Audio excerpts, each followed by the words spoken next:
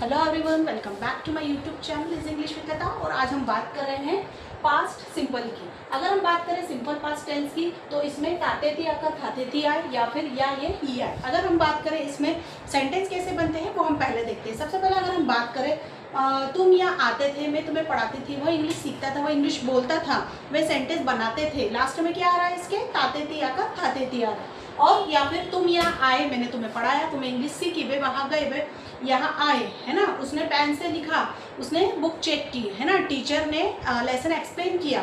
तो इस तरह के सेंटेंस हम इसमें बनाते हैं, जिसका स्ट्रक्चर होता है सब्जेक्ट प्लस वर्ब की फर्स्ट फॉर्म और ऑब्जेक्ट, जिसको हम अफर्मेटिव सेंटेंस बोलते हैं। अफर्मेटिव सेंटेंस हम कैसे बनाते हैं? जैसे तुम यहाँ आए, मैंने तुम्हें पढ़ाया, तुमने इंग्लिश सीखी, उसने सेंटेंस बनाए, वह चेयर पर बैठा, सीता ने फूल तोड़े, राम बाजार गया। तो इसमें क्या करते हैं हम? वर्ब की सेकंड फॉर्म का यूज करते हैं। जैसे अगर हम बात करें वर्ब की सेकंड फॉर्म की, गो है तो सेकंड फॉर्म हो जाएगी हमारी वेंट, कम है तो सेकंड फॉर्म हो जाएगी हमारी कैम।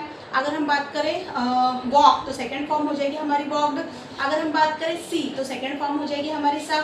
अगर हम बात करें राइट तो सेकंड फॉर्म हो जाएगी हमारी रोड। अगर हम बात करें स्पीक तो सेकंड फॉर्म हो जाएगी हमारी स्पोक। तो इस तरह से हम इसमें वर्ब की सेकंड फॉर्म का यूज इसमें करते हैं। और अफर्मेटिव सेंटेंस, पहला सेंटेंस होता है हमारा अफर्मेटिव सेंटेंस। सेकंड है हमारा सब्जेक्ट प्लस डिड, वर्ब की subject plus did plus not, verb की फर्स्ट फॉर्म और ऑब्जेक्ट। यहाँ पर डू का सेकंड फॉर्म जो होता है वो डिड यहाँ पर ऑलरेडी आ चुका है, और उसके बाद हमारी हेल्पिंग वर्ब के बाद हमारा लगता है नॉट। देन उसके बाद फिर से वर्ब की फर्स्ट फॉर्म और ऑब्जेक्ट, उसके लिए हम बोलते हैं निगेटिव सेंटेंस। जैसे तुम यहाँ नहीं आए, मैंने तुम्हें नहीं पढ़ाया, तुमने इंग्लिश नहीं सीखी, उसने बोर्ड पर नहीं लिखा, टीचर ने हमें नहीं समझाया। तो इस तरह के सेंटेंस हम इसमें बनाते हैं, जिसको हम बोलते हैं निगेटिव सेंटेंस। थर्ड होता है हमारा इंटरोगेटिव सेंटेंस, मतलब प्रश्नवाचक वाक्य। अगर हम बात करें प्रश्न की तो डिड हमारा बाहर आ गया, सब्जेक्ट वर्ब की फर्स्ट फॉर्म और ऑब्जेक्ट। जैसे क्या तुम यहाँ आए, क्या मैंने तुम्हें पढ़ाया, क्या तुमने इंग्लिश सीखी, क्या उसने इंग्लिश बोली, क्या उसने सेंटेंस बनाया। तो इस तरह के सेंटेंस हम उसमें बनाते हैं, इसे बोलते हैं हम इंटरोगेटिव सेंटेंस या फिर प्रश्नवाचक वाक्य।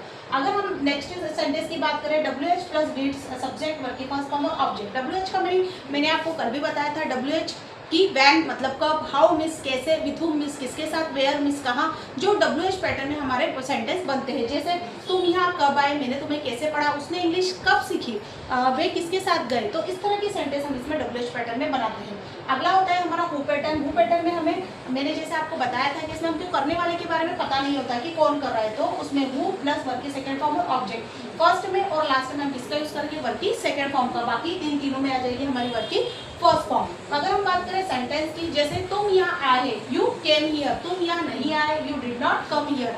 तुम यहाँ क्या तुम यहाँ आए, डिड यू कम हियर। तुम यहाँ किसके साथ आए, with whom did you come here. और कौन यहाँ आया, तो हु कैम हियर, यहाँ पर भी हमने सेकंड फॉर्म लगा दी एंड फर्स्ट में भी हमने सेकंड फॉर्म लगा दी। जैसे उसने इंग्लिश बोली, ही स्पोक इंग्लिश, उसने इंग्लिश नहीं बोली, he did not speak English. क्या उसने इंग्लिश बोली, डिड ही स्पीक इंग्लिश। उसने इंग्लिश कहाँ बोली, where did he speak English. और किसने इंग्लिश बोली, हु स्पोक इंग्लिश। जैसे उसने बोर्ड पर लिखा, he wrote on the board, उसने बोर्ड पर नहीं लिखा, he did not write on the board। क्या उसने बोर्ड पर लिखा, did he write on the board। उसने बोर्ड पर क्यों लिखा, why did he write on the board। और किसने बोर्ड पर लिखा, who wrote on the board। जैसे राधा ने स्टेज पर डांस किया या राधा स्टेज पर डांस करती थी।